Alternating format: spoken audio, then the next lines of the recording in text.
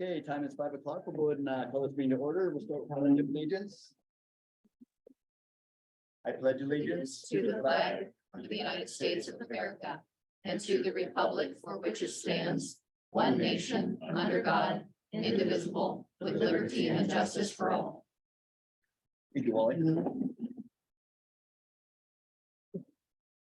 At this time, we will go ahead and open the meeting for public comment.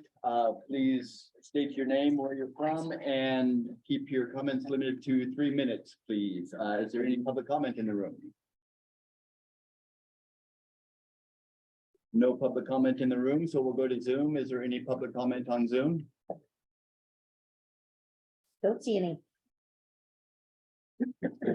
Okay, no public comment at this time, so we'll go into administrative items, which first one is approving the minutes. Have the other commissioners had a chance to go over the minutes? Yes.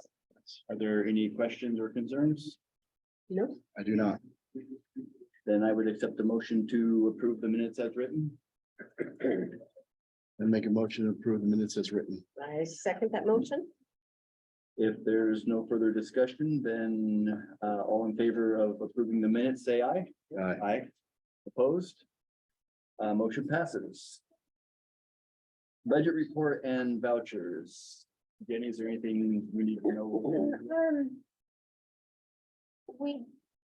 Let's see, we did pay quality roofing services, and that was for the painting of this building that we're sitting in.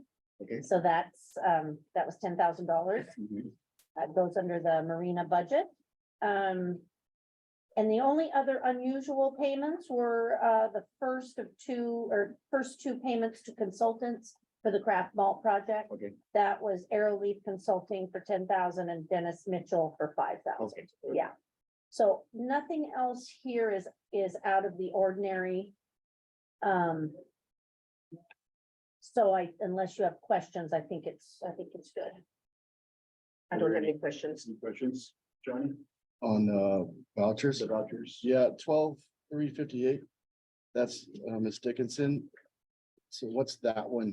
There's two of them. There's one above. I understand what that one is, but what's the one down at the? Oh, 6-1 from the top or bottom? 6/14/2023, 12,358. That one is, so the ones at the top is salary. Yep, The one at the bottom is reimbursement for expenses incurred throughout the month, which is usually mileage and my cell phone, okay. half my cell phone bill. Yeah. So that would have included driving to Spokane for the WPPA conference. I don't charge mileage for the small stuff I do around town. I just charge when I go to out of town.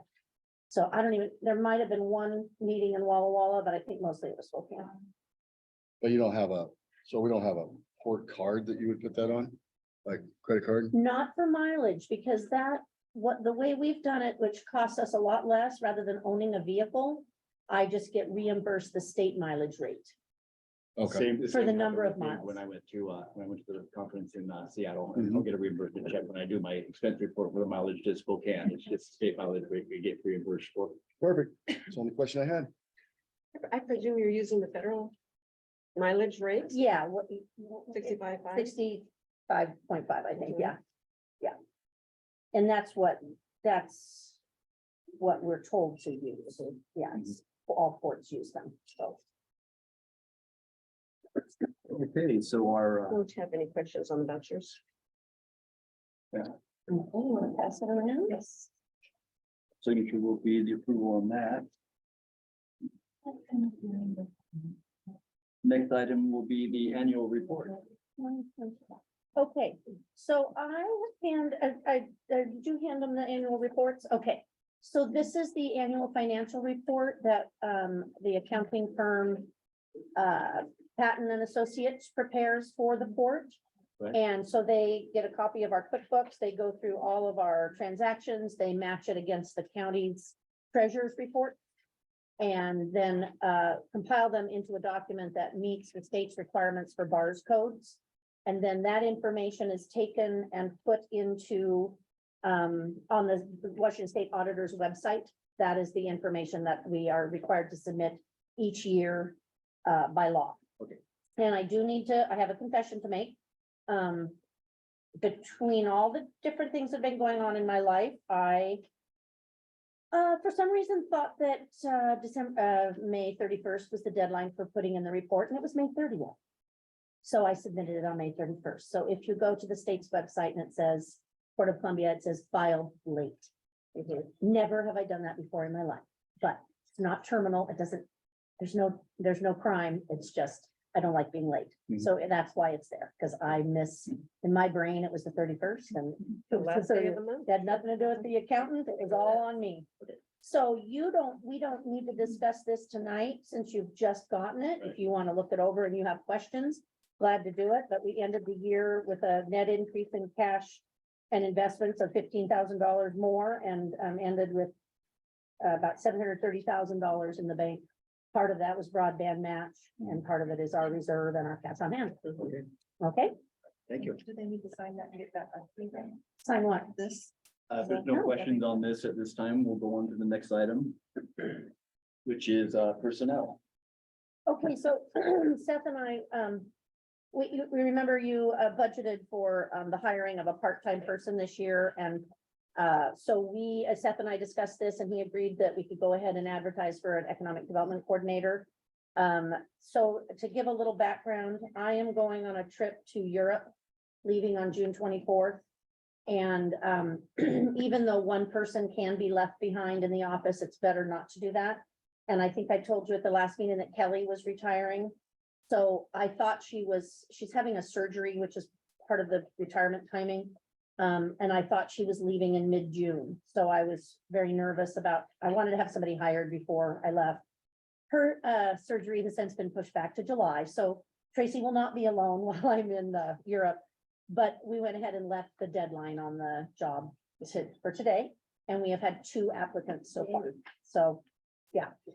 So we will, I'll do interviewing and, try to at least get somebody lined up before I go, even if they haven't been able to start work, but at least have somebody lined up. And just use the pay range that was in the policy. And there is a training in Olympia in August. It's called the Northwest Economic Development Course.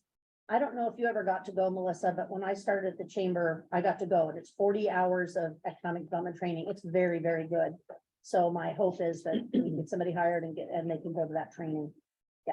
Local? One applicant is from Dayton and one applicant is from Walla Walla. Yeah. So Would this position have like a probationary period or? well, our policy book calls for we can have a 3-month probation if we want. Yeah. Yeah. I'm really looking for marketing help. Right.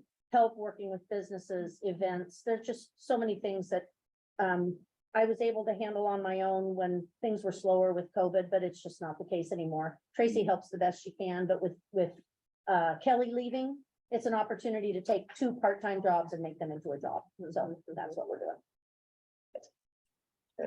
Okay, So it's gonna be say, 1 part-time job, take 2 part-time jobs and 2 make part, it into a and make it full-time one, job. so it's gonna be a full-time Yes. economic development. Yeah, 35 to 40 hours a week, and I'm keeping it hourly so that we can have flexibility rather than salary. The salary requirements for the state of Washington have gotten pretty high.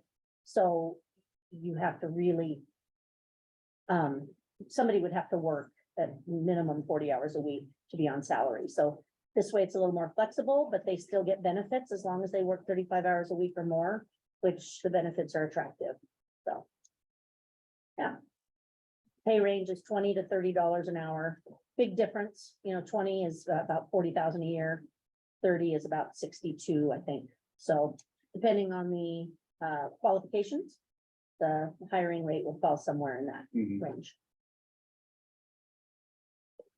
And I know we have the money in this current budget, but do we have plans for, it's gonna be a little bit more to have 1 full-time than it would be for 2. Yeah, and I Sometimes I I'll have emailed one that too, to you and but- now I can't remember. Oh, yeah, we have that debt service that's off the books.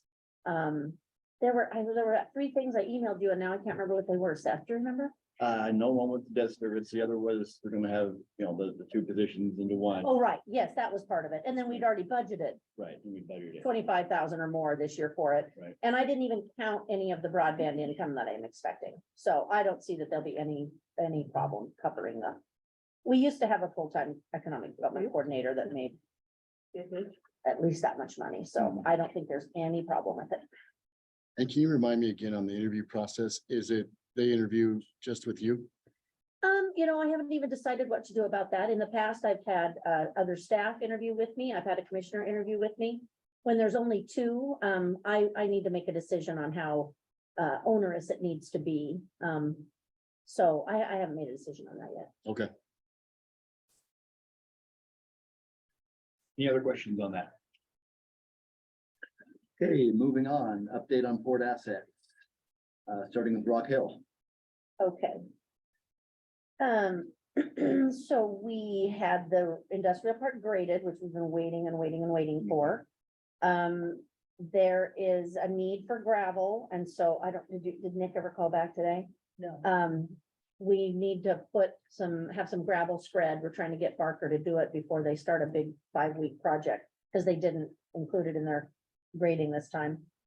So we're working on that. And then our other idea is to have some of the lignin that is a byproduct of the pulp that is made in that, at the facility in Dayton, that Phoenix Pulp and Polymer. Right. I think the city uses it on gravel roads to keep the dust down. Okay. So Tracy contacted Jeremy yesterday, and we've asked for a quote for at least doing the where you drive through the industrial park, where people are driving at a higher speed, Mhm. because it is just so dusty. Right. So we're gonna see what that comes back as and try to do that if we can. Okay. Let's see, what else in the industrial park? Anything? We really haven't had any. Oh, we had an inspection at the USDA building from the General Services Administration, as we do each year. Mhm. And very, very minor things, bugs in the light fixtures and a ripped screen and things like that. But they were very pleased that the bushes were gone. Good. And we have the river rock delivered. It just hasn't been spread yet. Mhm. So they were very happy about that. So, Good. yeah. And we do have, that is one of those contracts that's kind of can be a little bit frustrating. We just had it painted and the walls didn't really seem to need paint. Well, in 2026, we have to replace the carpet, even though it's beautiful. So, but it's a requirement. So, but anyway, things were very good there. Just a few little things that we have to respond to, and they're already done. Is that federal government contract specific, those kind of things? Yes, they're all listed in the lease. Right. And we argued about the paint, but they just said it had to be done. So I Mhm. can't imagine the carpet's gonna be any different. Mhm. Right. It's one of those things where it's frustrating. I understand why they do it. They're trying to be consistent. Mhm. But it is frustrating that there is no leeway because the carpet it's new, it was a new Right. building, so. Right. Seems like it's in good shape. Yeah. I think that's it for the industrial park. Okay. Well, next one is Lyons Ferry Marina. We are there, so let's talk about that. Yeah, Yeah, go ahead, Joanne, tell us what's happening. well, as you guys saw, we had the building painted. July 4th, we're doing a site decorating contest, which was something people asked us to do. We did it 2 years ago, missed last year, and they said, oh, can you do it again? So Fun. that's gonna be fun. What else is going on, Molly? What? What? How are your cabin rentals? Our cabin rentals and our wagon rentals, they are rented almost every day. And they're really going gangbusters. People really love the wagons. I think that in just the last few reservations I've done, the next open days are all the way out in August. Wow, Wow. Yeah, we've been booked since February on the cabins. Wow. so and how's it going with your new dinner offerings? It's going really well. Okay. We get about 10 people in a night for dinner. Okay, So, and then Friday night and then another 10 on Saturday night. okay, People really seem to like the walleye. We are using you as guinea pigs, tonight. Those that are having the walleye and salmon dinner. instead of the garlic mashed potatoes, we're doing another potato dish that we came up with. So we hope to get some feedback from you on that. Okay. Does it have gravy? Is the- No, no gravy. Salmon Oh, gravy. On the potatoes. Yes. Right, but it would, no, but it would come from the same. Oh, right, yeah. yeah, okay. That's what I'm thinking. Gotcha. You're Fish right, gravy. yeah. So I'm just curious, is there air conditioning in the wagons? Yes, air conditioning and heat. And is it, does it hold the temperature? I mean, It does. I'm We- looking at the canvas and I'm thinking, how much is it holding? It does. It does a good job of holding the air in and the heat in. We've got two different kinds of heats because we had people wanting to rent them back in early March for the walleye season. So we've got the mini split that does the air and heat down to Okay. a certain degree, and then we've got propane to top it off, and that keeps those things toasty. Wow, So, wow. And cool. yes, and cool. Right. Okay. Very good. All right, so we're gonna talk more about the marina and just kind of ideas and things in the workshop. But right now, I wanted to talk about the cost estimate for the pull-through sites. Mhm. So for those that may not know or remember, for the marina to be able to stay a KOA, there are certain standards that must be met in their offerings to the public. And one of those standards is 10 pull-through RV sites with patios. So we have paid Anderson Ferry to do a preliminary design and cost estimate. And that has come back at the pretty penny. Mhm. Almost 1.2 million for the construction and another couple $100,000 for drawings and design and permitting and all the other things we have to go through. We have to submit a real estate permit to the Corps of Engineers to do any work out here, so that will take some effort. So I don't know, Brian, if you want to talk a little bit about the process that you went through and what makes this an expensive endeavor, Sure. if you don't mind. So I'll just briefly kind of talk about the findings of the pre-design report and then how that shows up in the cost estimate. So the first thing we looked at was there's an existing water system, there's an existing large on-site septic system at the top of the hill. So we looked at, okay, 10 new RV sites and a bathroom. Is there enough water? Does the existing septic system have capacity? All that came through just fine. So there is capacity. Obviously, the RV sites will be, the proposed location of RV sites is just south of where actually the wagons that we were talking about were, right? Just south of that gravel road that runs behind there. And as you can see, when you drove in, it is a hillside. The KOA requirements for those pull-through sites is that they all basically have to be 2%. And so the way that they fit horizontally basically means to get 10 pull-through sites in there, it has to be a flat pad the whole way around. Yes. Which creates a cut and fill challenge. There's a lot of earthwork required there, so. We got some preliminary topo, the footprint that actually needs to get graded, turns out to be slightly bigger than the area we surveyed preliminarily, but we had enough information to have an idea of what needed to happen there, so. The pre-design report shows a layout that fits in that space and then talks about how we would connect utilities. And so then we just took the pre-design report and kind of put costs based on current bids that we've seen in the last 6 months to a year. Also factored those numbers based on the quantity of materials. Sometimes we will have bid numbers for 10,000 feet of pipe. That's obviously going to be less expensive than 600 feet of pipe. So factoring those to kind of just what the industry is seeing, and then the location of the site, right? We're not exactly close to any of the supply and whatnot. So if you look down the cost estimate, the first number you see, the biggest number on the total price on the right side is the earthwork. That's an estimate, $15 a cubic yard. That's a big chunk of the cost. The bathhouse is the next biggest number. Again, that's an estimate based on kind of square footage of the bathhouse. It's gonna be somewhere in that ballpark. It's just preliminary numbers, but then most of the costs are just kind of, the rest of them are around $50,000, you know, we need to run,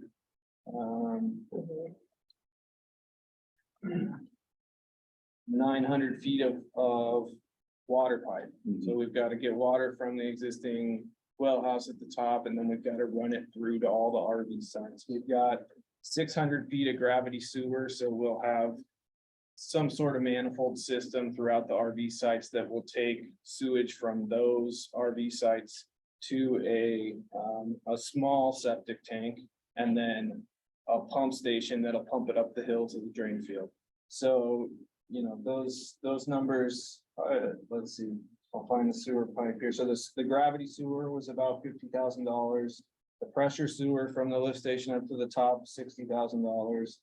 The pump station and the septic tanks are each about 15. So it just is, besides the earthwork and the bathhouse, it's just items that add up. There's some linear foot of pipe. We've also got electrical, a 200 amp electrical service to serve that area, and then an electrical pedestal for each RV. And then that area turns out to be about 2 acres, the flat area. So the asphalt is probably 1.5 acres, and by the time you put in the crushed rock and the asphalt for that area, you can see those numbers. I mean, the pavement section itself, adds up to about $150,000. So it is just kind of the addition of all the pieces to get there. Right. Get to that. So we came up with a total cost estimate of $869,000, and then, because this is a preliminary design report, we haven't actually designed out all the utilities and whatnot. We put on a 25% contingency. That's pretty typical for the level of design we're at, so that in these meetings, when I give you a cost, we aren't missing by, you know, there are certainly some things that probably aren't in here that we haven't thought of yet as we get through design. We want to make sure they're covered. And then sales tax on some of the items have sales tax on them, so we add that up, and that gets you to the $1.2 million. 10,000 yards of dirt to move, huh? Yeah, it's a pretty big hillside there, and with the road being down that we have to tie into, and not having room to take up grade to go up, it's almost, you have to go from the existing road grade straight back into the hill. Right. Because I first looked at coming from the road and say, trying to go up at 5%, there's not enough depth towards the highway to then fit in the 10 flat. Yeah, we looked at the grading 3 or 4 different ways. We also at some point looked at, well, what if we put it at the top of the, you know, there's some flatter ground at the top of the hill near the entrance, but that's obviously not near the rest of the marina. So to build the 10 pull-through stalls in that location, this is kind of where we end up. Brian, on the bathroom, is that stick built? That is a cost that we've been seeing on that per square foot for kind of the manufactured prefabs that come in. The 300 was kind of what we thought the number was. That bathroom may, you know, be smaller. That there's probably some room to refine how big that bathroom is, but it's essentially a men's and a women's bathroom on either side with a shower, and it kind of comes out to that square footage. $400 a square foot for those. Wow.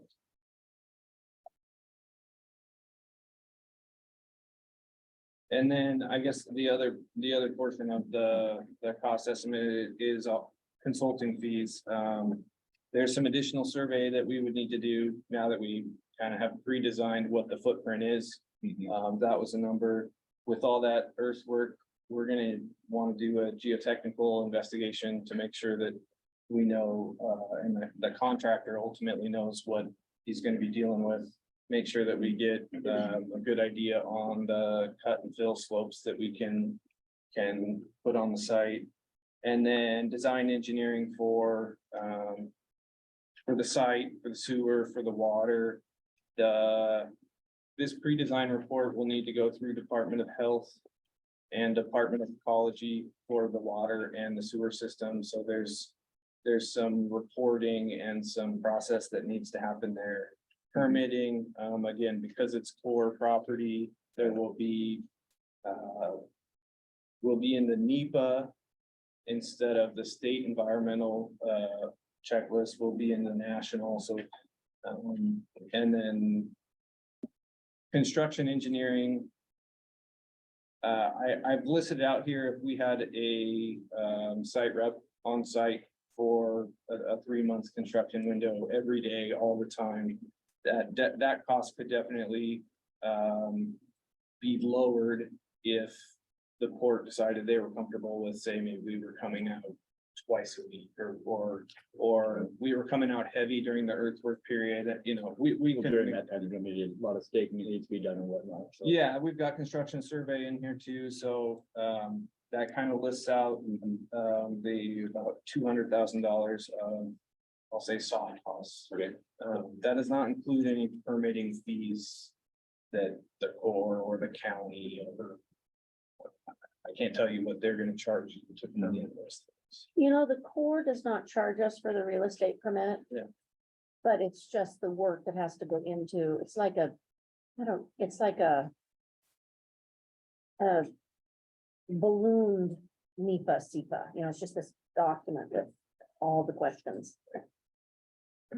But it doesn't, they don't charge. Right.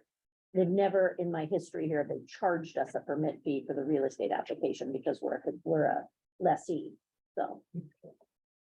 So you'll It's- likely yeah. need a grading permit through the county because you're in the. Yeah, oh, yeah. county and you're grading. So there will be a cost. There'd be yeah. Yeah. From the county, yes, So- that doesn't go away, yeah. So, It's a lot of money. yeah, what'd you say? It's a lot of money. I know, yeah.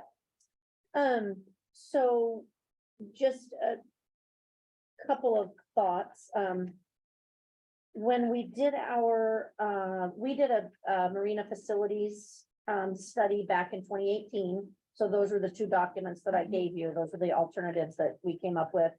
And the idea of these sites is on both of them because we knew they were coming, I think, at the time. So either A or B, that's basically what this is over here. This area is the additional pull-through sites. Right. The other thought is it does, we have a section in the lease with the concessionaire and with other tenants that if we make a large investment like this in the facility, then there's we try to get a percentage return on investment. So not for grant funds, but if we were to use port funds, then usually between 0.5% and 1% per month would be added to the rent. Okay. To help reimburse, because we're not the ones getting the revenue for the new pull-through sites. It's the concessionaire, but they understand that. We've talked about it before. So that's how we would get a return on our investment of money spent. Do you want to talk about funding mechanisms potential now, or should we do it during the workshop? That is up to you. I can speak to a little bit Okay, now. why don't you go ahead? Yeah. Sure. So, and we can talk about this more, but we did a little bit of research looking into, and I know Jenny knows this stuff as well. What grant funding or financing through a public entity might be available for the port to take advantage of that would either provide really favorable financing if that were a path that the port wanted to go. In this case, it would be geo bonds, or could provide some grant funds. Some of them have matched, some don't. And one of the ones that we were talking about earlier is RCO. So the Recreation and Conservation Office of Washington State provides a couple of different programs for the marina that have potential. There's a boating infrastructure grant, and then there's what's the other one? The Boating facilities. Facilities, thank you. Yeah. Boating facilities, as you might guess from the name, does provide some support for support facilities that are primarily or exclusively, in their words, used by boaters. So things like restrooms, picnic areas, parking, and boat pull through areas, those types of things. So that's one potential. That is a 25% match. The boating infrastructure program is really more focused on infrastructure for boating specifically, right? So you're talking bulkheads, you're talking docks, all of those, in water structures. So you have in water and you have upland, right? So that's probably a really good potential program through RCO. A number of ports in the 21-23 grant period received RCO funding for not as many for the upland, although there were a couple that did receive upland funding through the facilities grant, but lots of them got money through the infrastructure program. And this, the port got money from the RCO to help build Lyons Ferry in the 70s, in the 1970s. It's been around a long time. Right. Another one that is a little bit less cut and dried, but I want to just bring this up for discussion and consideration is the Community Development Block Grant Program through Commerce, or CDBG. Say that 5 times fast. I can't. But CDBG is a program that focuses on low and mid-income communities, and Starbuck is on the list, as well as Columbia County. The port is not eligible for those funds, but the city and the county are. And they have some programs that could possibly fund basically like community recreation, right? And so you would partner in that case with an eligible entity and then go for those funds. Let's see, and there was one more. The state treasurer's office offers a financing program called Local. I don't know if you've heard of that, Jenny. I have. Program. Yeah. So the port would be eligible if it's authorized to issue GO debt, which most ports are. It's basically allows you to finance either real estate or equipment, and it gives you favorable terms, essentially. But it's a loan. It is, Yeah. it is, yeah, so that would be debt. And then the last one I wanted to bring up is the Aquatic Lands Enhancement Account, which is it's actually through RCO, but I think DNR is part of it as well, Department of Natural Resources.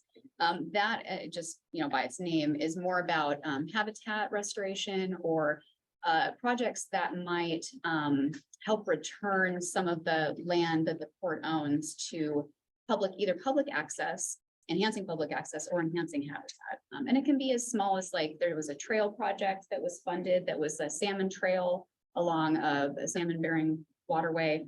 It can be, let's see, what else? It can be the removal of bulkheads, which I don't think that's something that we're considering right now, but that's a project that, for example, that you could fund under the Aquatic Lands Enhancement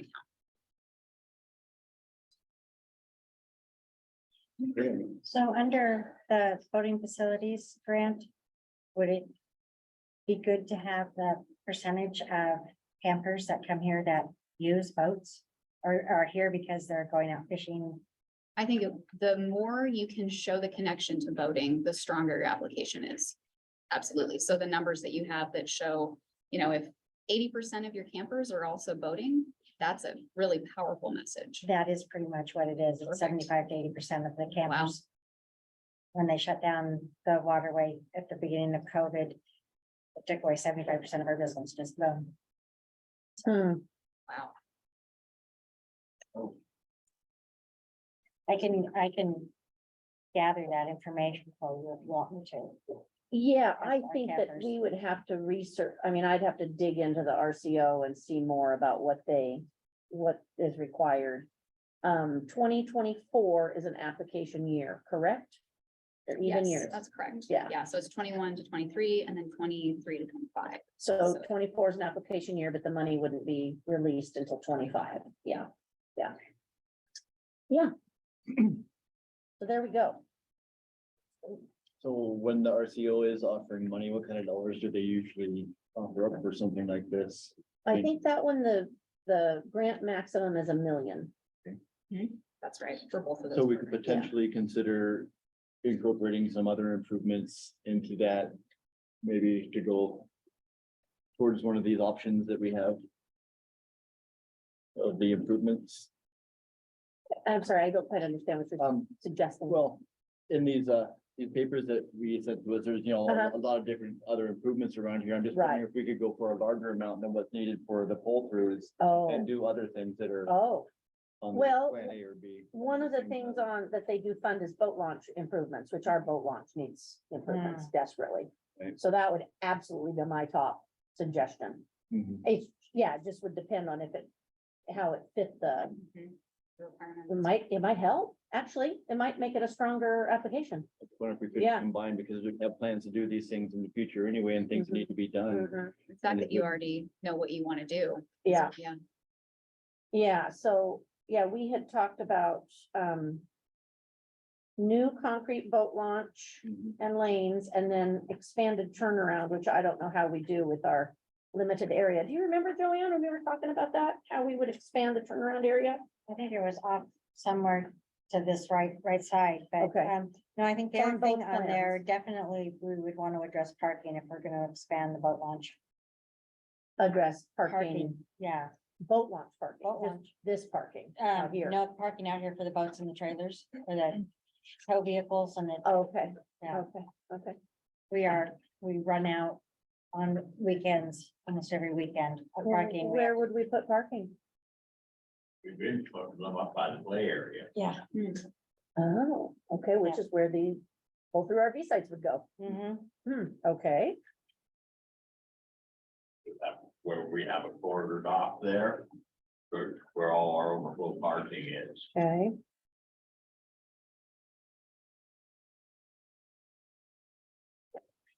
That's. Doesn't show it on this map, but it's up in this area. Yeah. If you go straight up from there, from this green, that's overflow parking right now. Right up in here. I was only wondering if it would be easier to get access to more money if we had more plans than just RV sites. You know, we had plans on improving more of the area, more of the property. Very possible, yeah. Yeah, especially the boat launch, Mhm. because it really ties it directly to boating. Right. Public access is another piece, right? Yeah. Like, when you can show public access and improvements for public access, that's always really powerful Yeah. for public agency grants. So the number one reason for doing these pull throughs is to maintain a KOA campground. Mhm. Are we going to be able to get a return on our investment for doing this? And if we're putting in, $1 million+ into RV sites, how are we going to? Do you mean the port or the concessionaire or both? Both. Kind of. Yeah. Well, I mean, I guess we'd need to do more math, but. We had a KOA business development consultant come out a couple years ago who did the math on those, and I find that spreadsheet and send it to you. Oh, that'd be great, yeah. Or we can have him come back out again and do another one for us, since we've updated things, and he'll be able to say, here's what your return on investment is. Yeah. So Right. and they're free to come out, so I can ask KOA to send one out again and do an update.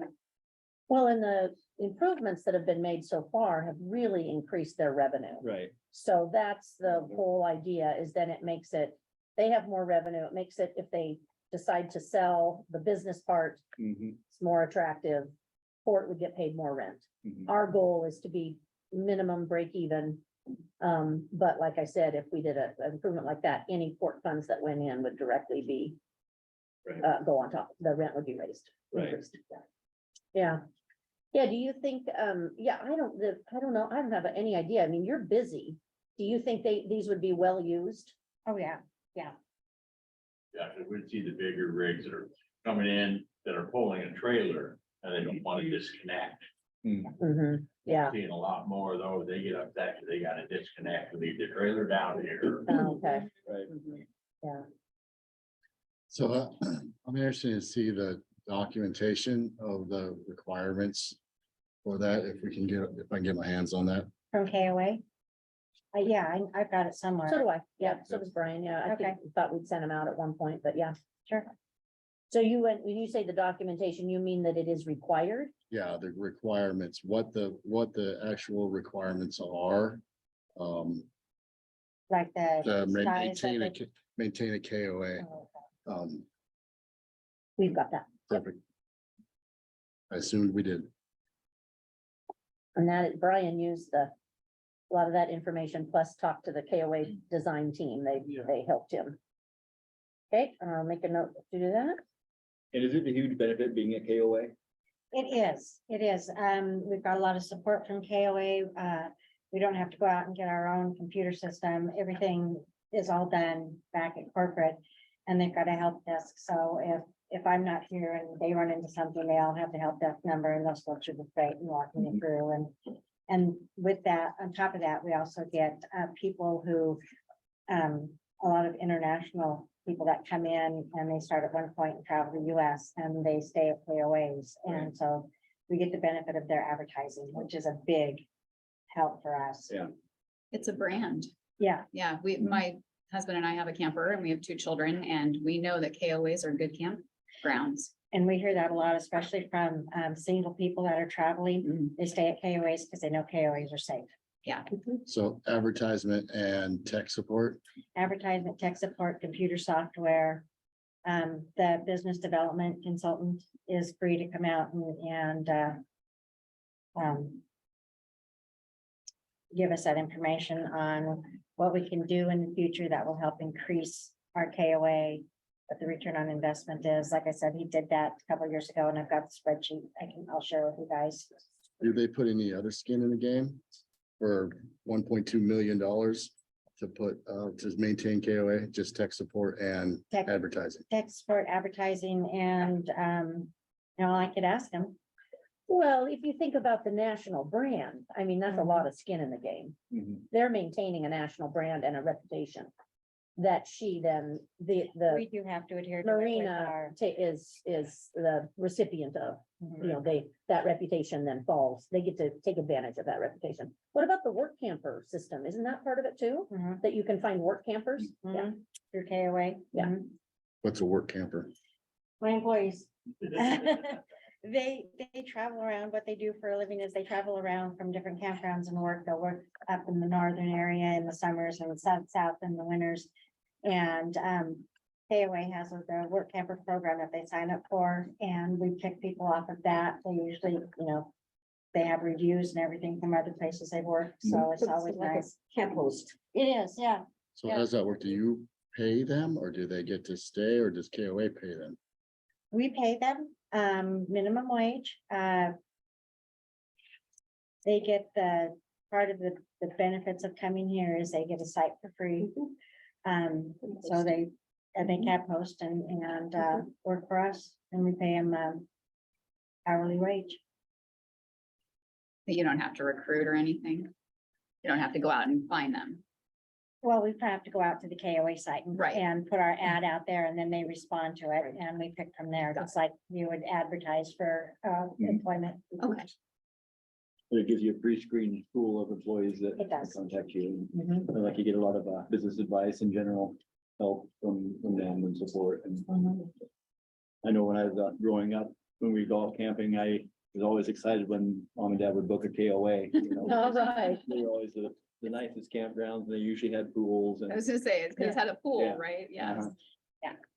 Well, there's another benefit that the port enjoys, and that is, we have a Corps of Engineers inspection, what am I trying to say? Criteria we have to meet. Mhm. And ever since, the concessionaires before them, when Jim and Angela made this a KOA, it just changed everything, because KOA has standards. They're already meeting the standards Right. because of KOA. So it really made our inspections, it, took them to the next level. Mhm. And it's transformed this place. It really has. I mean, it's not only KOA, it's the people, Jim and Angela and Joanne and Wally, but this place has been transformed in the last 15 years, and it is a very wonderful recreation facility. So, which brings up a good point. if it was created a KOA without pull-throughs, Without what? without pull-throughs, and it was created KOA, Uh-huh. when did that change? Do you know years- when? About 2 years ago when they did the branding. So they have a KOA Journey, KOA Holiday, which is what we're branded as, and a KOA Resort. Each different branding has set criteria. So your resort We are, no, we No, a are a holiday. holiday. holiday, And a holiday is, it's a place you pick to go to. It's kind of a destination. A journey is usually, you'll find them along highways. There are more and more people go and do the one night stand. And a resort is an area that has, You have to have a pool. you, Yeah. yeah, you have to have a To be pool a and you have resort, to you have to have have a pool. pool and you have to have activities. Yeah. We do have to have some activities, but not like as if we were a resort. A resort is a place people would go and they would stay there exclusively for a week or more. That's what their summer vacation would be at a resort, so we're kind of in between. and so to be a holiday, you gotta have pull-throughs. We have to have pool tours, yeah, that's our new standard. Is it, they're responding to the market? Absolutely, because RVs have gotten so big. Yeah. Things have changed since we designed the little RV spots in the 1970s. Right? Yes. You know, the same with boats. I mean, think about, we're not talking about that right now, but we're having the same issue. Mhm. You know, dock A has smaller boat slips, it's less used. Everybody wants dock B, it's bigger boat slip. So with that, what was the one right before holiday? Journey. Journey. Mhm. So if you did input through there, technically you would be a journey, but you'd still be a KOA. No, because we're not on a major highway. You know, like I-90 and An interstate. 182, yeah, Ones that are mainly on like the I-5 Okay. corridor. All right, right. so areas like there's, That, that are Yeah. highly traveled. This is, yeah, And it's not only because it's required, it improves the recreation facility. Mhm. Right. and I don't see us having a problem filling those. Me either, with that nice view of the train bridge and the river. I remember I met with the KOA out here 15 years ago when Jim and Angela were first considering it, and we stood on the shore here, and then we went across the river and stood on the shore by the state park, and I can remember those people saying, my gosh, this is an absolute diamond in the rough. You know, they're like, where else do you have this kind of riverfront property that's undeveloped? So they thought it was pretty neat. Mhm. So- They say, like that diamond in the rough, we're out in the middle of nowhere, we're an oasis. What they're telling us, but you come around the corner, all you see is weed. Till you pull down Mhm. into here, then they go, it's just like an oasis. So this item is already in our comp plan, so unless there is objection, I would say we try to move forward with looking into grant funding and seeing what kind of opportunities there are and Yeah. what might work. Is KOA gonna be okay with the time frame of the biennial of? They've been working with us. We have Do a you letter. still agree? Okay. Yes, we still have a letter of intent with them. They did it 2 years ago. When this all went into place and we started this process, they are no longer doing that for campgrounds. Doing what? The letter of intent, we got in the very last of the group. You mean they would have just cut you off? They would have just cut us off, but Okay. we got in the very last of the group. So that's what they said. As long as we see forward motion on the plans, they will honor the letter of intent that they wrote us 2 years ago. Excellent. So it gives us a little breathing room on the time frame. so do you pay them royalties? Yes, So it would behoove them to allow that grace, because if they don't have it, then the revenue's not gonna go up and they're not gonna make money off of it. Because that's how the world works. Mhm. So, okay, So it sounds like we need to start looking for ways to come up with money. All right, well, we'll continue working on it then. Sound good, Brian? Yeah. Abby? Sounds good, Brian. Okay, very good. Anything else you want to talk about? Now, No, I was just gonna say, I didn't mention earlier, but on our dinner menu, almost everything except for the sides for the burgers is local. The hamburgers local, all the vegetables come from Blue Mountain, Dixie Farms, Hay Shaker, so it's all local stuff, which is something that we wanted to go to this year is getting more and more local food in or serve at the restaurant. And we've Very accomplished nice. that. Tell me So about your salmon. our salmon is wild caught from Bristol Bay in Alaska. Okay. Yeah, Yeah, I was wondering if it was from the Columbia. no, it's actually from Bristol Bay. It's from one of our duck hunters who comes in here every winter. Oh, okay. And he is the president of a salmon processing plant in Seattle, so. So we did get an email this afternoon that the inspection is August 15th. Okay. So, and this year is every 5 years, they do what's called an ergo environmental something. So it's an ergo year. So this will be a particularly, there'll be lots of Corps of Engineers people out here looking, Oh, boy. looking under every rock. July 15th is our, August 15th? August 15th for the, August 15th is the Army Corps of Engineers. Yeah. July 15th is KOA. okay. inspection. And we passed our ecology inspection and our, what other inspections have we had? Department of Ecology, Fire extinguishers. fire. Health inspection, kitchen. Yes, yeah. Yeah, so we passed all of those. And it says here, Joanne, it's from a person named Andrew Singer taking over for Jennifer Keller. So we're Oh. having another new person. And we've met Andrew before. He's. Have been you? out. Good, Yes. great. Mhm, I Okay. recognize the name. Oh, I get to break in another one? Yeah, we get to break in another one. I should count up how many I've had in 15 years. I think it's about 11, I think, I mean, literally, we- literally. I just hope we just don't go backwards to what we. used to Right, have. right. Okay, well, thank you, Wally and Joanne, so much for Thank everything you do. This is a wonderful place and appreciate how what good care you take of it. Mhm. Yeah, they're doing a great job. Thank you, Seth. Okay, I guess we'll move on then to Blue Mountain Station. Yes. I guess the biggest thing going on down there is, of course, the craft malt study. We've had several meetings, very interesting people working on it, very knowledgeable. So that study is still underway. And then Kelly and Tracy have been planning for food stock. And we have a lot of food vendors this year. So I asked Tracy to tell everyone who we have. People need to come and eat, like come at 11 and eat, and then eat again at 4 before you leave. What do we have? So, for food vendors, we have Notorious PIE, which is wood-fired pizza. R&B Barbecue, which is barbecue that was there last year. Lola's Red Hot Grill, which is Mexican. Walla Walla Shave Ice with their drinks and shave ice and things, but they're doing Vietnamese sandwiches. The co-op is doing spring rolls. Kiwanis will do their donation hot dogs. And Sweet Cheeks is doing ice cream sandwiches and cookies. But we also have, which I failed to mention, but I have to get this out, we have the Wasteland Kings coming for music. They're gonna be our headliner, and they're Americana rock. And what we've heard of them sounds really, really fun. So definitely come out for the music as well. And we'll have the water slide for the kids Yeah. and the, Yeah, all that face paint, stuff. or, yeah, face painting, water slide. We're gonna do, tie-dye shirts again. This year, we're doing love bead stringing, so you can make necklaces, love beads.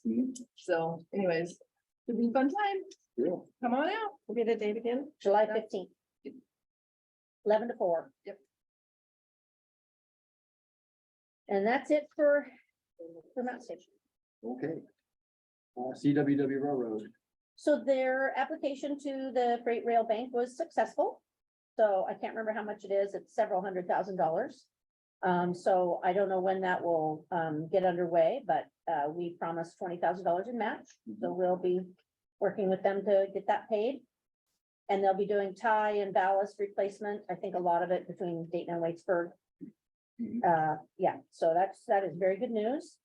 And then the Third Street project that is happening in the city of Dayton.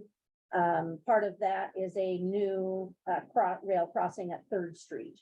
So North Third by City Lumber. So part of that, that'll be a new concrete crossing, which is like Front Street. Those are really nice crossings. And we are eliminating one superfluous siding there that was kind of a siding, a little piece of track to nowhere. So that is also ongoing. I think it's a combination of a contractor and the rail, CW rail that will do the actual work on the crossing, but it's all paid for by the TID funds that the city got for the street. So that's all paid for. So some good railroad investments coming this summer. Good deal. Okay, moving on to Community and Economic Development, Executive Director's Report. Okay, so the first thing I have to do is apologize for not sending a mid-month report. My stepdaughter got married on June 3rd and I was in charge of decorating. And so June 2nd would have been my mid-month report, but instead I was decorating. So I'm sorry about that. And then the other thing that was happening was the broadband plan, which we'll talk about in a minute. It was due today. It was onerous. Ask my staff. I did nothing but that plan for a couple of weeks. And also this month, we went to the spring conference, which Steph and I will probably both talk about. So I did want to report that I went to the RTPO meeting yesterday in Pullman. We have a new director. I think I've mentioned that before, and she's doing a great job. They're trying to meet once a year in person. So I was able to go to that yesterday. And that is an entity that keeps short line rail and other transportation issues in the forefront of planning for the region. And DOT is at the meeting, so it's always good for them to hear what is happening with our area. We wrote a letter of support for a Visit Walla Walla grant to create a regional tourism plan. And they were awarded the funds from the Washington Tourism what is it called? There's a new Washington Tourism Department at the state again. So I don't know when that work will start, but before I wrote a letter of support, I told them that I would not support it unless they truly included Columbia County in the plan. They couldn't just say, oh, we go to Bluewood. Here, we're including Columbia County. They have to include us. And I met with the new director and he was promised that they would truly include us. So I am, me or a representative of the port is supposed to be able to serve on their steering committee. It is time for the ADO grant contract renewal. And for the first time ever as an ADO, we were audited last Friday. The ADO person actually the contract lady came to the office and we went through the income and expenses and we passed just fine, but this is the first time that had ever happened. They have a new compliance list that you have to fill out to even, you have to have like, procurement policies, personnel policies. You have to have documents in place that kind of guide the use of funds in your organization. So that was a new experience. Then the conference, Seth and Melissa went to the spring conference and I went in Spokane and it was great. One item that Abby will talk more about in her section was about brownfields, and without getting too specific, we are identifying potential brownfield sites in our community that would be eligible for funding to either conduct cleanup or analysis of what might need to be cleaned up or reuse, all kinds of things. So she'll talk more about that in her workshop. And Seth and I have discussed it and have come up with some ideas on what could maybe happen. There was an interesting roundtable on housing. Abby led the roundtable on housing and Seth was there. That was so interesting to hear it go around the table and hear some ports were just like, no, ports should not be involved in housing. And others like, yes, ports should be involved in housing. But there is a lot of momentum behind ports, at least trying to help get property ready, get infrastructure in, do something to help communities with housing issues. So I think that's something we, should probably pursue. It's not in our comp plan. So if we were going to go down this road, we should probably make a little amendment to our comp plan. And let's see, Seth, did you want to say anything about the conference? Well, the housing one was great. I really enjoyed that. It's really interesting to hear so many different, opinions about why you can or why you can't. But overall, it's exciting to see the progress that different boards are making towards solving this issue. Whether it's, leasing the property or doing low income or waterfront housing to really expensive housing, all across the board that they're getting involved with. It's really interesting field and exciting time to be alive involved in ports anyway, because this is something that we can really help out with. That was neat. At the associate members reception, I bumped into a lady from, I can't remember the name of the company, I have it in my email, but she works for an environmental consulting firm, and she was talking about the Department of Ecology right now has a lot of money for environmental cleanup issues, whether it's, marinas or brownfields, and that's kind of guys talking about the different brownfield opportunities that there may be. So that's kind of interesting that there's so much money that is available from the Department of Ecology for different projects. So that's something that will be an interesting exploration in the future. I went to another discussion on it was after the housing. When you went to one, I went to another one on ports buying, leasing and selling agricultural land. And it's, we obviously have some, but that we bought with the intention of developing into more commercial. But we can do it as just leasing, agricultural land or buying and selling it. So that's something that's really interesting. We can't actually do the farming ourselves, but Thank God. right.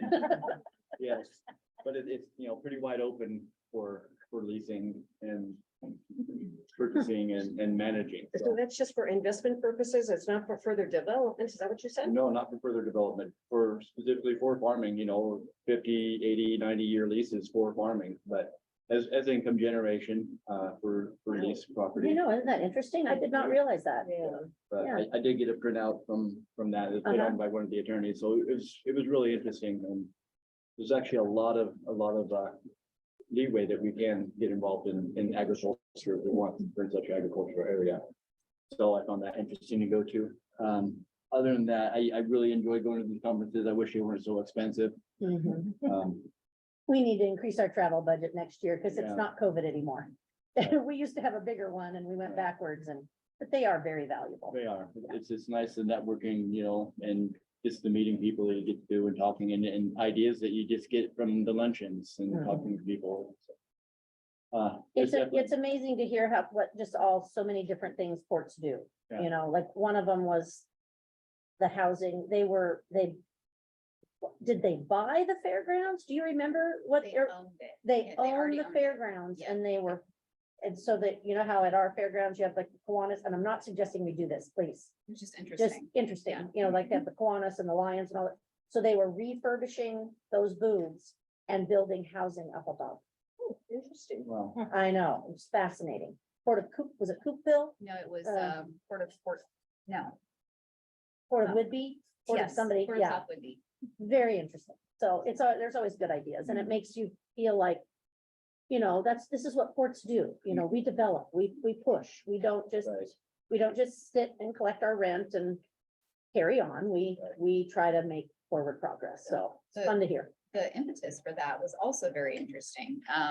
And it makes a lot of sense when you think about it, because they have, South Whidbey is kind of isolated, right? There's an island, not a lot of employment base. And so the local businesses, one of the commissioners, actually a local businessman, he was there. He said, I can't get workers. My business is going to die because workers can't find housing they can afford. They can't come here. They can't really commute for the jobs that I have. It doesn't pencil out. So that was part of the reason why they wanted to do that. Yeah. Which I think we're all kind of facing that in our communities right now. Mhm. Okay, and so then Before we business, before we go ahead, sorry. One other one that I went to, I thought was really good was communicating the value of your port to the community. And some different ports that had ideas on that. the video that we did, really good. That's really, Facebook advertising, social media is really great for that. One of the boards actually did a 360-degree video. They hired a pilot and went up in a plane and took video of all their properties and facilities and the region and do virtual reality tours. And that was. That was beautiful. Yeah, it was Yeah. pretty amazing. Yeah, That was pretty cool. So that was a pretty good idea. Yeah. But it's just really important that we communicate that we are doing things that, and that video really helps. So Yeah. things that we can do along those lines are really nice to do. That's all. Thank you. okay, and then business updates, you probably noticed there are several facade programs facade improvements going on downtown. That's part of the task force and their facade grant program. And then, my dad's place has opened the bar next door, so that's exciting. That's an expansion. And we did send them flowers and congratulate them on investing in our main street. And then the one that's disturbing, I would say, is Columbia Pulp. I had a business approach me this week who has been wanting to try to buy the facility. And Monday was the last date for putting in a bid. And he has felt very much like the receiver that is supposed to be the receivership that is supposed to be managing this for the court has not been very helpful in trying to get this done. I have also found the receiver to be very non-communicative, but they told me it was for legal reasons. So that business, I actually sent a letter of support for him, and the county has joined in and trying to get the bondholders to give them more time. Because if they don't, he has told us they are going to sell it for parts, which is the worst possible thing that could happen to our county. So we actually have Kathy McMorris Rogers' office involved and the local legislators and everybody that we can find to try to get the bondholders to give them more time. And I had a business come to me and say their offer was turned down. So I am very confused about what is happening, but selling it for parts is the worst thing that could happen to us. So. I think that's it for that report. Is there anything I forgot, Tracy? So Frontier 2 is Oh, getting yeah, a new face. getting new windows. Yeah, that's part of the facade grant. Mhm. The Frontier 2 Weinhardt Hotel did some painting. My dad's place had that storefront done. I think Inland Cellular is getting a paint job and something at Fifth and Willow. Their transoms. Transom windows, replacing transom windows or making them, Opening. opening them up. Yeah, because they're covered up. Yeah. So they're all good projects. Oh, Frontier too, that's Jason and Vicky's, isn't it? Uh-huh, What yeah. are they doing with that?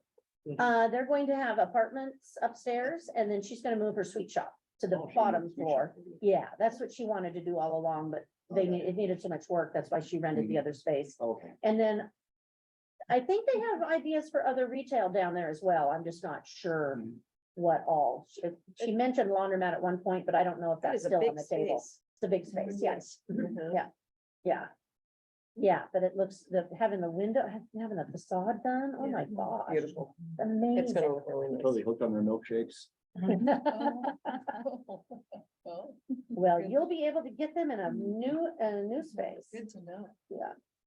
So speaking of laundromats, if anybody knows of a commercial laundry repair person, everybody we call wants almost as much as it would cost to get a new machine to come out. Have you tried Tompkins out of Walla Walla? Mhm. Okay. They don't want to come out this way. Blue Valley, what is that? Is that the same one? Different. Blue Valley. Blue Valley Appliance, was that Larry? Mhm. Yeah, I've tried both of those.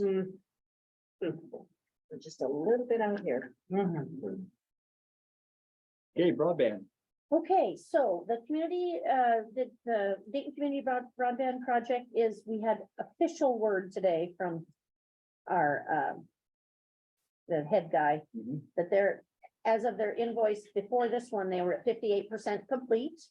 And when that's just on the construction part, if you count all of it, it's more about 60, little over 60. So they are on target to be done by September. We've had a few little issues around town that they have gone and fixed. They're very responsive, but you know, dirt sinks around vaults and things happen, so they've been very responsive. They're starting to pull fiber in the port industrial park through the conduit, which is very exciting. And I don't know, I guess things are going well. Anything else you would say about that one, Tracy? Yeah. Oh, we're gonna have a walkthrough in the co-location center for the ISPs in early July, right after I get back from my trip. So they have been dying for that. So the server racks are in. Most of the equipment is there, still a few things to come, but then they can get in and decide what equipment they need to put in and get ready for lighting it up.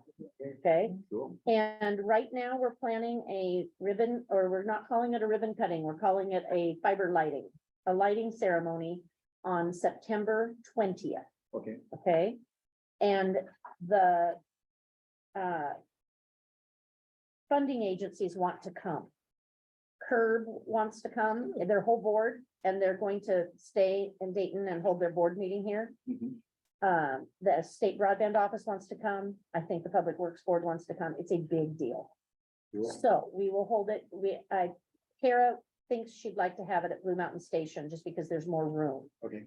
Holding it, you know, right by the co-location center would be difficult. Mhm. And we haven't decided on a time yet. I need to check with the curb board, but I'm thinking, I don't know whether we should just do it over the noon hour or try to wait till like 5 o'clock or 5:30 so the public can come.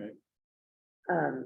So I don't know if you have strong feelings about that. I need to check with the curb board, Yeah. but I mean, I'd rather do it. Do you? Okay, yeah, you will be gone. Yes, I guess it doesn't matter what I She like. gets to go on her trip. So anyway, yeah, we are gonna need to prepare, save the dates and get those out soon to everybody, but September 20th for sure, Okay. okay? And Tushi Valley broadband. Okay, so that one is making progress. The bid documents are nearly complete. And I think that we will start advertising because we have to advertise for 3 or 4 weeks. Mhm. I think we're gonna put the ad out before I leave for Europe, so that 2 weeks is part of the time while we're waiting to be able to take action. Mhm. So Kara is really driven to try to get that done or get construction started by September, so that hopefully the project will be done before winter. Because it won't take nearly as long. Right. So that one is really moving quickly. We've submitted our first reimbursement for that project. We haven't gotten paid back yet, but we have started that ball rolling. Okay, And anything with the rural broadband plan? well, we need to do the consider approval of the materials. Okay. Yeah, sorry. So this is the spreadsheet that we sent. I said that the first time with pink on it because the designer wanted to verify the materials were appropriate and Right. he has done so. And then he also said that we were ordering 17 of the 4-port CommScope OFDC terminals and he wanted 18. So we gotta ask the company for a revised quote and have that. And so our recommendation is to purchase the supplies in yellow from the companies that it corresponds to. So WBE would be part of the parts, and we've had parts from them before. Right. For the last one, and then Power and Tel, we didn't have those before. These are both woman-owned companies. Power and Tel, we would get the rest. And they've all said they can have the materials here by September, and the total is 122,917.30. So Kara and Mark and all the powers that be are good with it. Okay. And that needs to be a formal approval. Well, I would move to approve the staff recommendation of WBE Tech and Power and Tel their fiber optics material cost estimates for 122,917.30. Second that. So we have a motion and a second to approve the WBE and the PowerTel for the 122. Is there any further discussion on that? No, then all in favor of approving that, say aye. Right. Aye. Aye. All opposed? That passes. Okay.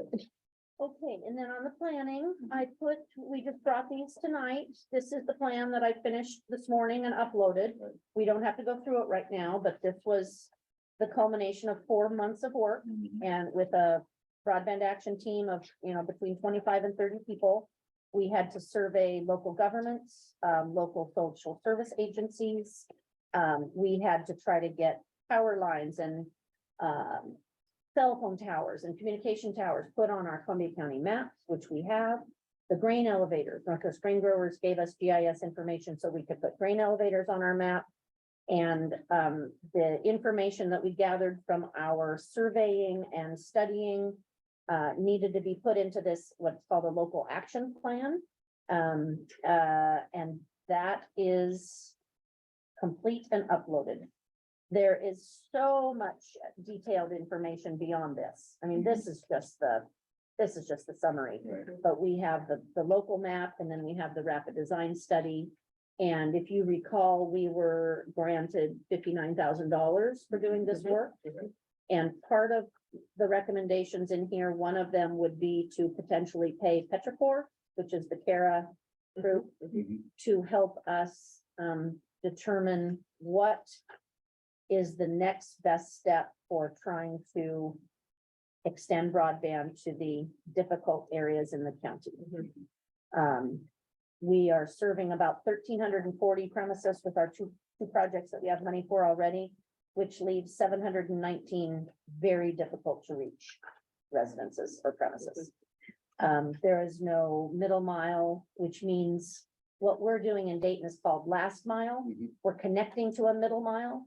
There is no middle mile anywhere near Starbucks, anywhere near Lyons, Ferry, Marina, not at Washington, anywhere through here. So there's opportunity to partner with a neighboring county to get middle mile infrastructure put through. Then we could build an off ramp and be better able to serve Starbucks. Starbucks needs to be a priority. Starbucks is getting left out of everything. Their school district doesn't even have super good service. The railroad says they have broadband. Can we check with them? Maybe that's the green light that we saw. Maybe. Do they really? That's what Okay. they told me, yeah. Do? They use broadband for all their stuff along this UP, okay. line, so, yeah, I would check Yep. with them, and see if that's. And then the other areas that kind of make sense would be the north and south Tushy, because it is a little bit more dense up both of those roads and Wolford. The Two Cannon is a little dense. We had, yeah. Sorry, that doesn't sound right, does it? We did have a state parks representative come in today because they're very excited about getting service at the Lewis and Clark Trail State Park. And he specifically asked if we would be going through this area potentially by Lyons Ferry Park and Spruce Falls, and then also Camp Wooten. So that's a potential partnership is with the state parks if they're really interested in getting it. So we have our work cut out for us, but it's a good plan. And it's a start. So the BAT is supposed to continue to meet. We'll probably meet monthly. We've been meeting every other Friday for 4 months, which is, this has been exhausting. This has been a major undertaking. So we're not going to meet again till probably end of July or in August, and then we'll start again. The other thing I wanted to point out is that digital equity is a big part of this and trying to make sure that people that need the service can get it.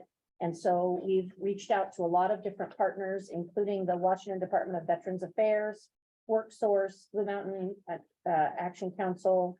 And it turns out that many of them offer services to folks that need it, like help with applying for the low-income subsidy for low-income internet, helping them learn how to use computers, but there is no like one-page resource document that says this is what you can find. Our library does a tremendous job. Our library is the one that hands out the kits for veterans, which I didn't know. If you don't know, you don't know.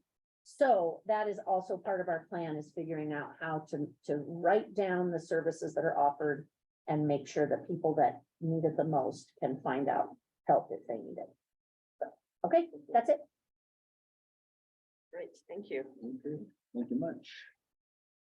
So that's all we have on our agenda. Does anybody have anything else they need to talk about? Okay, I guess we'll open it up for final public comment then. Anybody have any final public comment they'd like to make? The only thing I noticed was, does your plan include landscaping and irrigation? The preliminary design report does not, the cost estimate has a $50,000 line item in there, yeah. Yeah, okay. That's all. Thank you. Good point. Yep, there it is. Okay.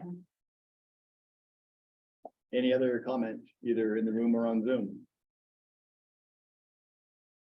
Hearing none. I have one other, just one other statement. We are partnering with the Dayton Library. Mhm. They are gonna be coming out here in the month of July to do story time for the local kids. Fun. Yay.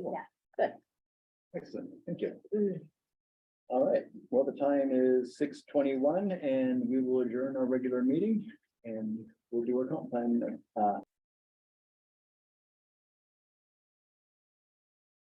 Okay, time is 6:29. We'll go ahead and start our comp plan workshop. I'll bring it over to Abby.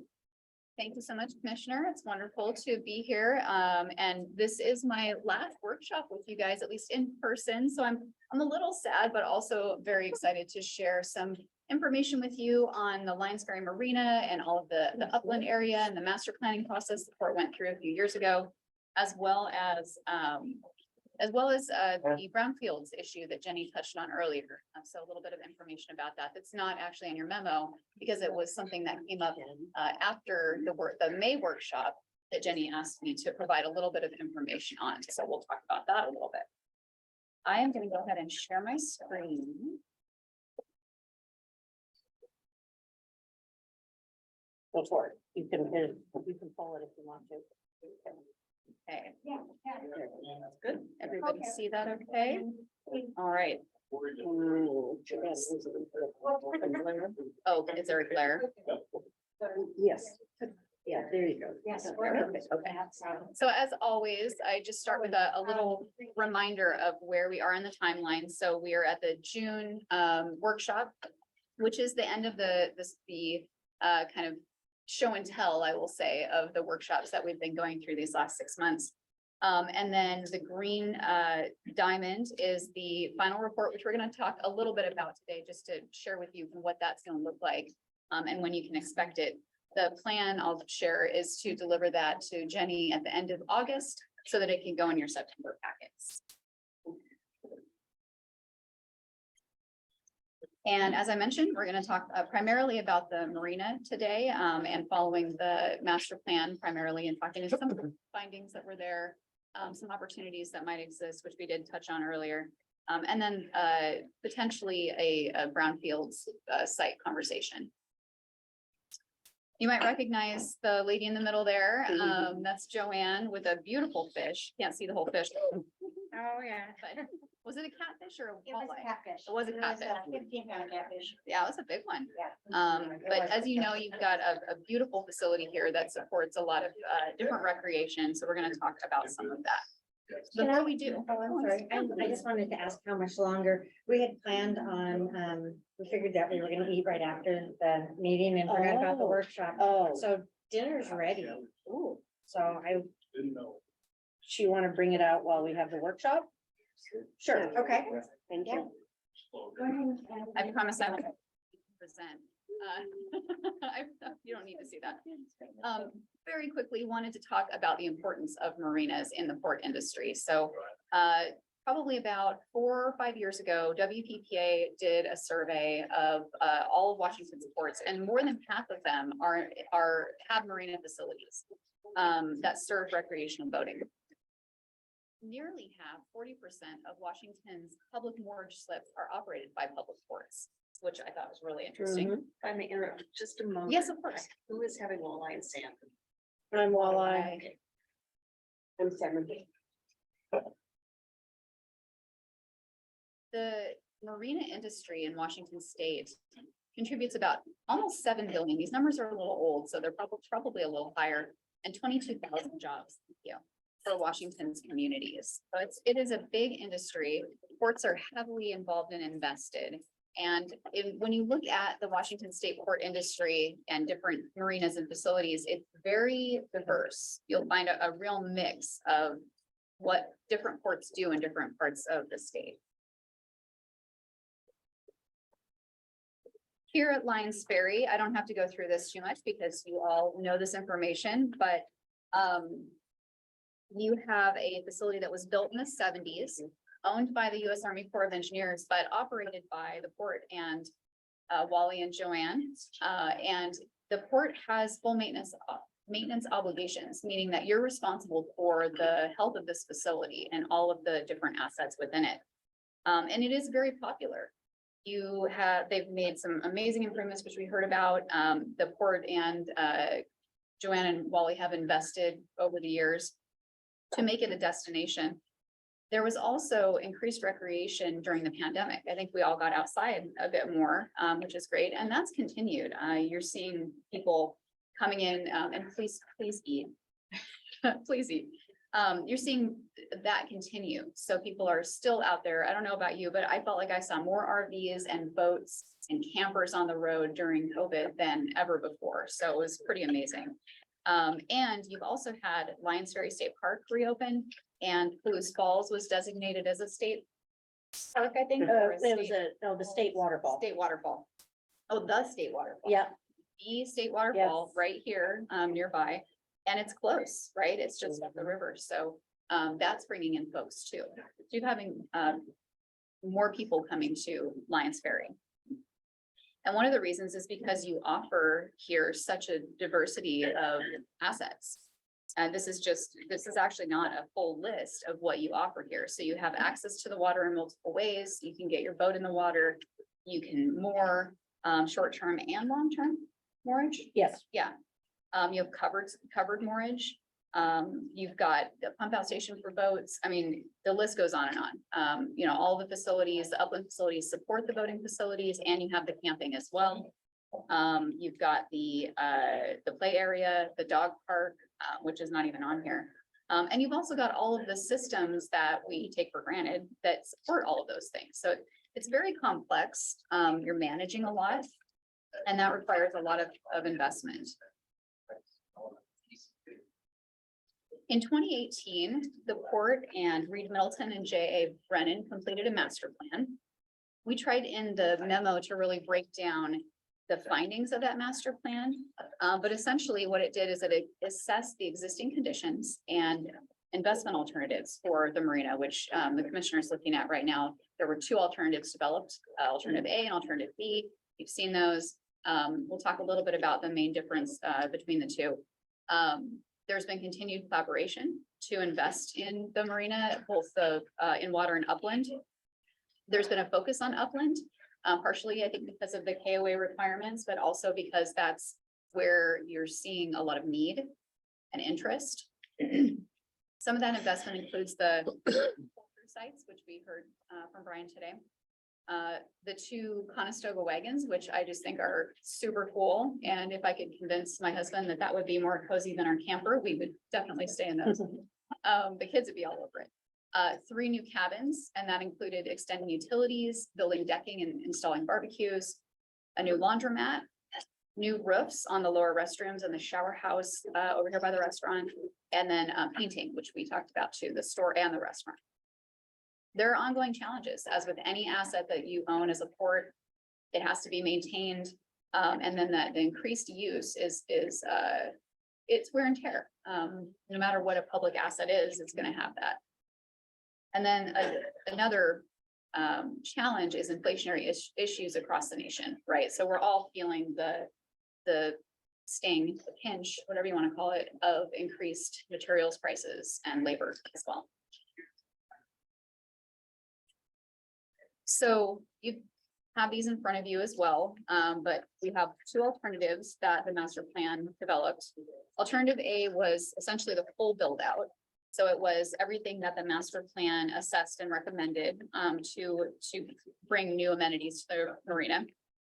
Expanding the moorage docks, boat launch, new cabins, which some of these have already been implemented, the RV and tent sites, and a number of other, recreational amenities, which you can see. So the splash pad, Gosh, what else?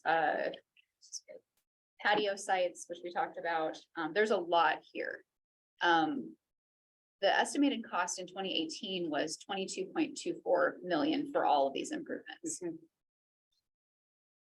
Alternative B was a little bit scaled back. It focused on investing in those things that the master plan found need and interest for, as well as the things that it recommended to be replaced or enhanced. But it's still, and there's a little bit different configuration, as you can see, but it's still a lot of investment. And the level of investment in 2018 again was 16.3 million roughly. However, the price. I'm gonna pause for the very important part of eating. And a burger and rings.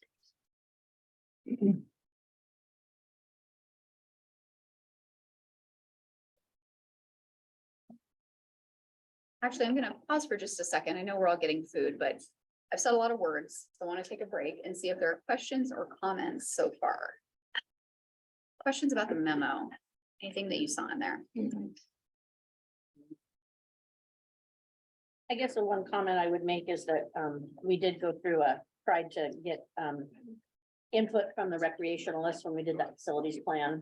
And the understanding was, just try to dream big, knowing that it wasn't something we were gonna plunk down money and finish, but it gave us a plan for what to do as we made improvements. Yeah, and to your point, Jenny, the alternatives were designed to be right? So you could focus on, whichever ones felt like they had the most, you had the most need for, or what the funding would support at that time. And you could build it out in phases. Right.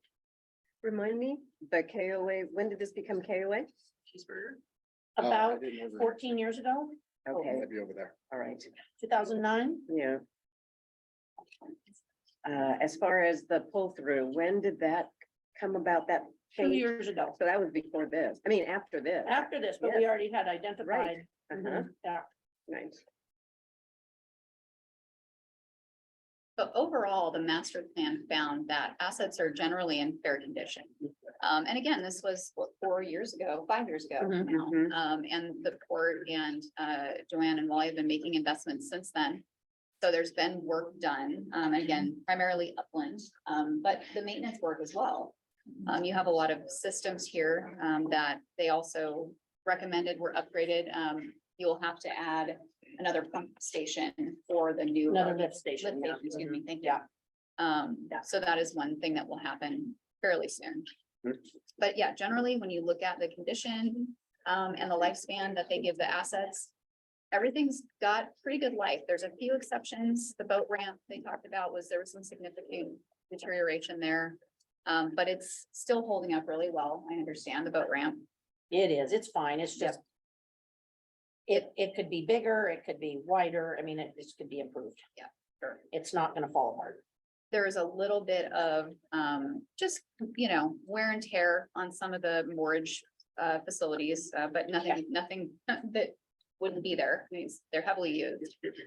Well, and if I could break in, Please. one of the reasons we have tried so hard to keep the morages afloat, pardon the pun, is because they're covered.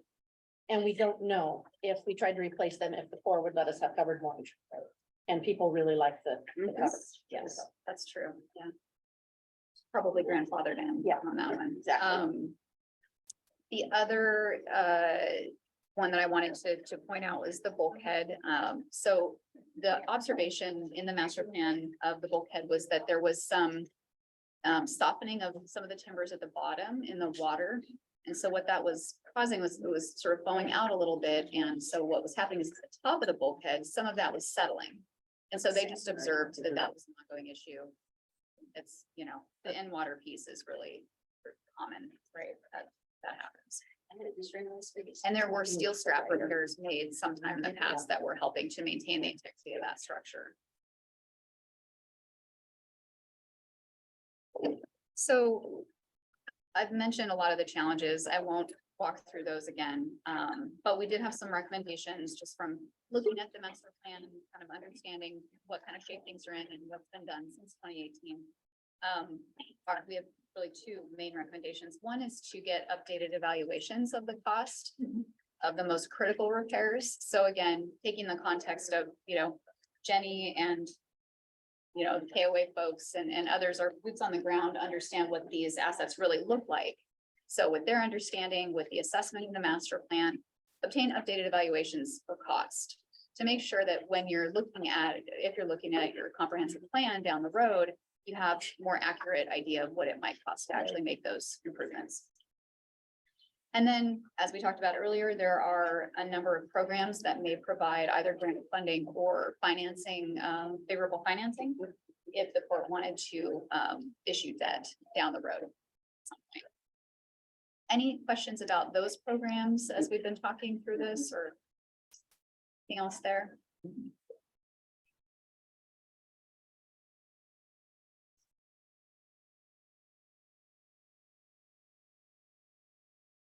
Okay. Anything you want to say, Jenny, before we move on? No, I don't think so, other than researching funding for the pull throughs will probably help me understand more of other things RCO might help me more. Okay. Yeah, it's, some of these things that are scary to even contemplate are the bulkheads. That's gonna be a massive replacement if and when it has to happen, and the breakwater. I got a question for you. Yeah, of course. Do you know how many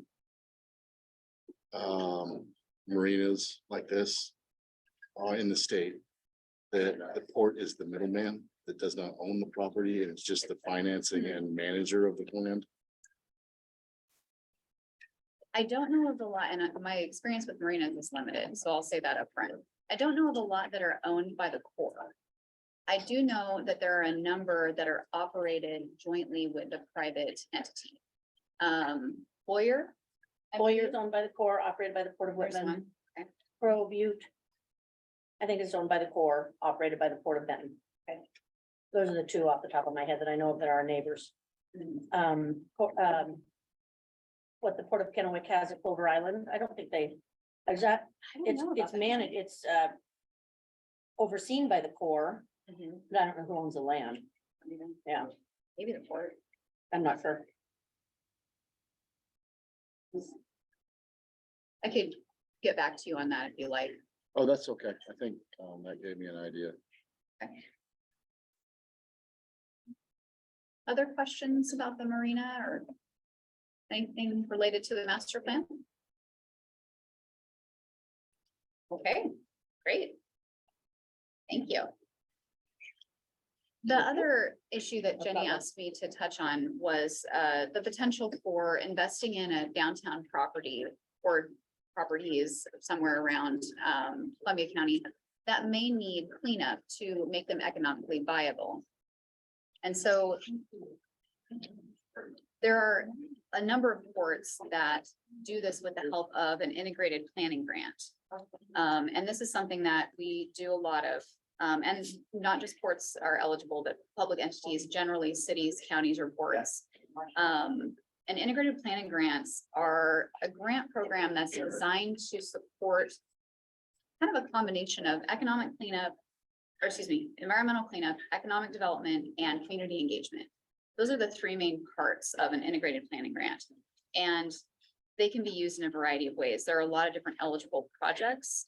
So environmental site assessments, remedial investigations, health assessments, feasibility studies, site planning, community involvement, land use and regulatory analysis, assessing buildings and infrastructure, economic and fiscal analysis, and environmental analysis under the state laws definition.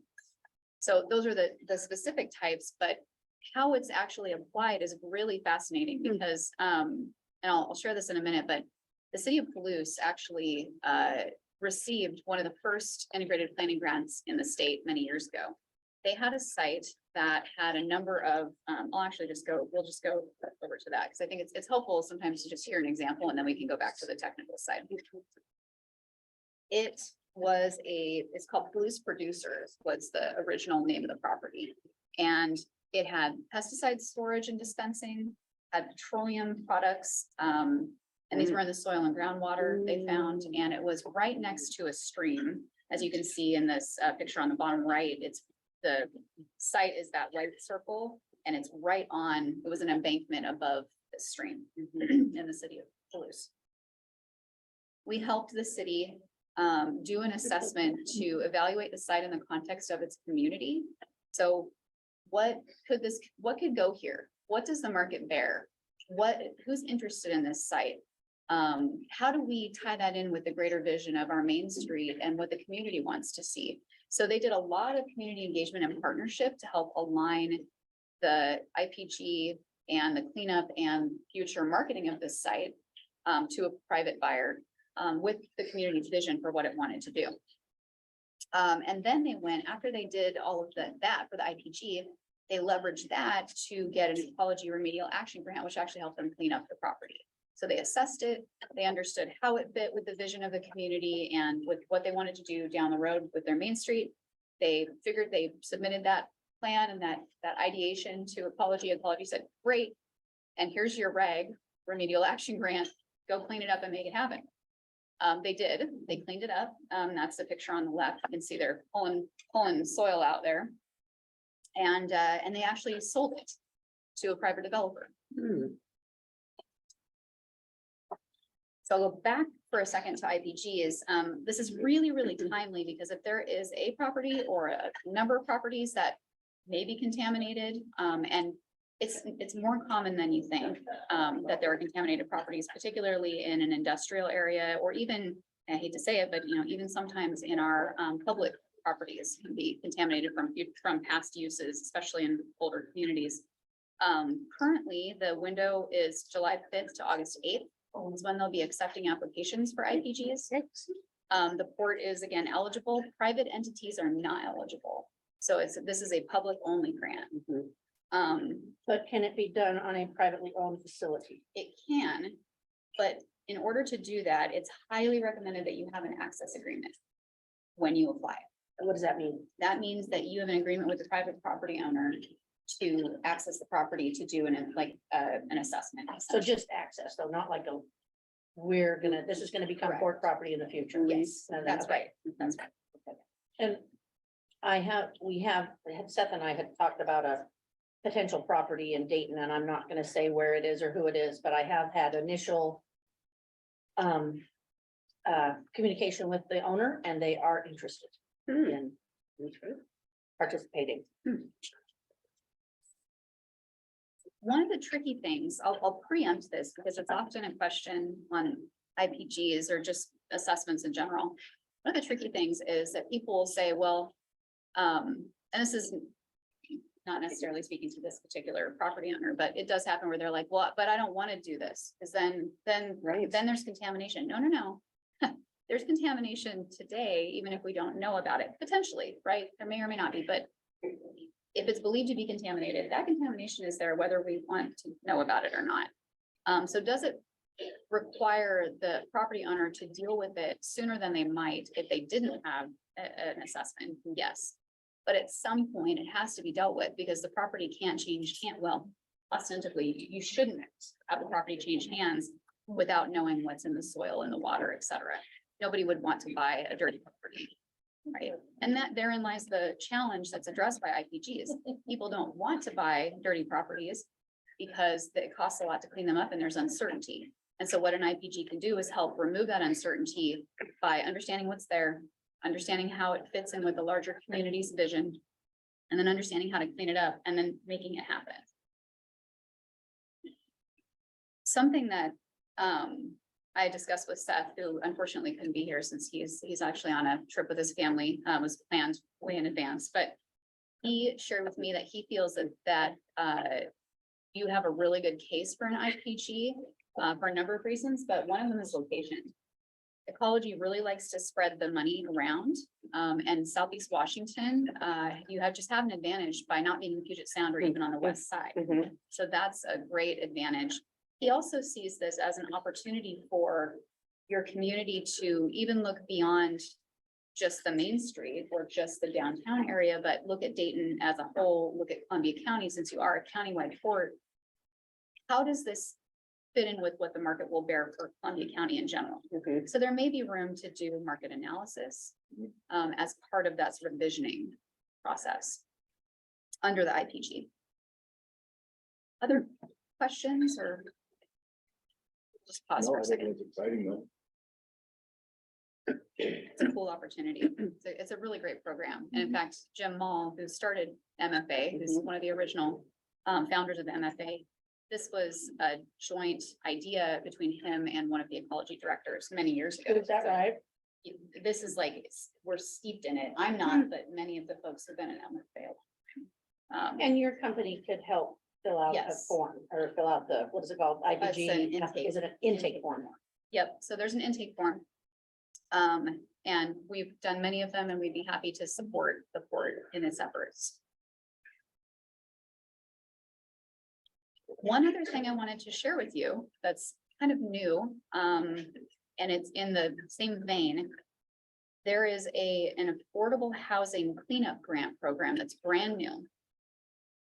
It is almost, I shouldn't say exactly, it's very similar to an IPG in its requirements and the project types, but it's focused on affordable housing development. There are income criteria, that kind of thing. But ecology noticed there was a nexus between contaminated sites and communities that had a lot of brownfields and the need for affordable housing. And so they created this new program. So we don't have a ton of details on it yet. One major difference is that it can actually be awarded to a private entity, which is important because if you had a developer that wanted to develop affordable housing, that's really valuable.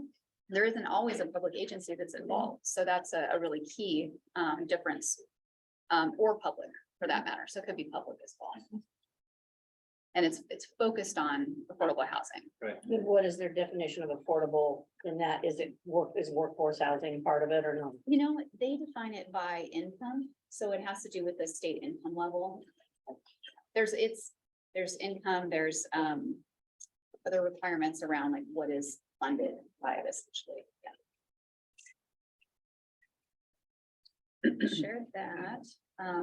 Before I go on, any other questions? IPGs, what can we share? How much money does the Department of Ecology issue in grants per year? Yeah, so this current biennium is 1.6 million. Okay. The limit is 200,000 max for either okay. single site or 300. Multi-site is, so when we say site with ecology, even if you have two properties, if it's contaminated by the same issue, it's one site. Mhm. So that helps with the definition. It's highly competitive. It's really a competitive program because there's, 1.6 million sounds like a lot, but it's not when you start dicing it up by all Exactly, these different projects. right. There's a lot of demand.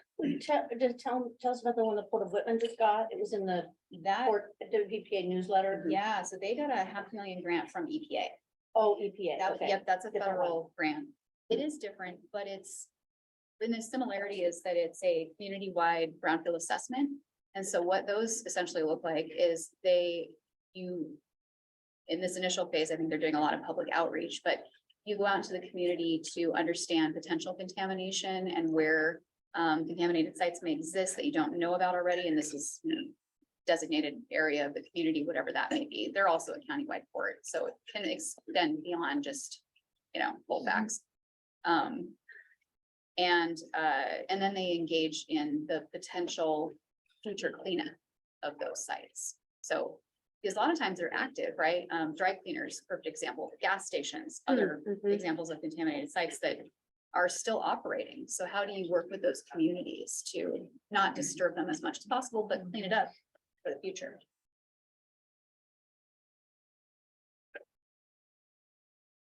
Yeah, at the 1.6 million, if you're looking at 200,000, it's not a lot of, not a lot of grants that they could issue in a year's time. Yeah, it's funded under MACA, the Model Toxics Control Act, which has been a source of really great funding opportunities for ports over the years. And it's a great program because it allows a lot of flexibility, which you don't always get with grant programs, and what you can actually do for your community.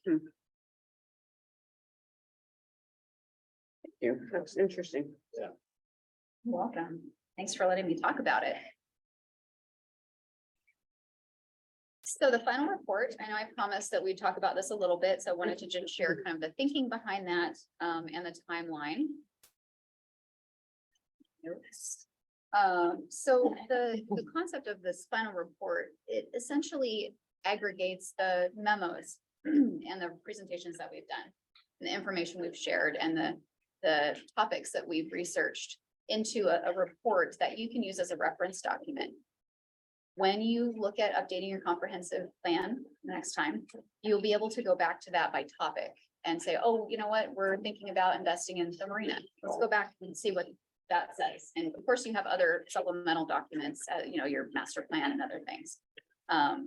It will also include the memos as appendices or as an appendix. So you'll have exactly what you have in the meetings there. It's a public document. So I think Jenny talked about putting it on the website and making sure that folks have access to that so that they can reference it as well. What else? And then we'll be working with Jenny to review that in August, making sure we're capturing everything we need to capture and informing the court and the commission of all the things that you wanted to know about.